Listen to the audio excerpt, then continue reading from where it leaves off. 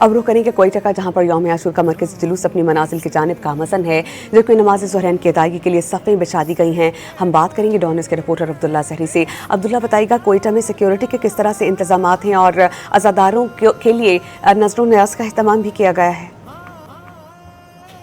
33 दस्तों पर मुश्तमिल मरकजी मातमी जुलूस इस वक्त भी अपनी मंजिल की जानिब रवा दवा है, जबकि इस वक्त मैं कोयटा के बादशाह खान चौक पे मौजूद हूँ, जहाँ पे सफ़े बिछाई गई, मरकजी नमाज जुम्मा यहाँ पे अदा की जाएगी। इस वक्त बड़ी तादाद में जो ज़ायरीन है, इसके साथ साथ जो अज़ादार है, वो जो मातमी दस्तों में शामिल थे, वो आगे होते जा रहे हैं और नमाज जुम्मा की अदायगी अब से कुछ देर बाद की जाएगी। ये इम्कान ज़ाहिर किया जा रहा है कि नमाज जुम्मा के बाद भी जो मरकजी मातमी जुलूस है वो अपनी मंजिल की जानिब दोबारा रवाना होगी। बड़ी तादाद में इस वक्त ज़ायरीन मौजूद, जबकि दूसरी जानिब जो एतराफ़ में बड़ी तादाद में सबीलों का भी एहतमाम किया गया, जहाँ पे न सिर्फ रैलियों को ताज़ा फल फराम किए जा रहे हैं, इसके साथ जूस और दीगर खुर्दी अशिया दी जा रही हैं। जी बहुत शुक्रिया, आप हमें अपडेट कर रहे थे।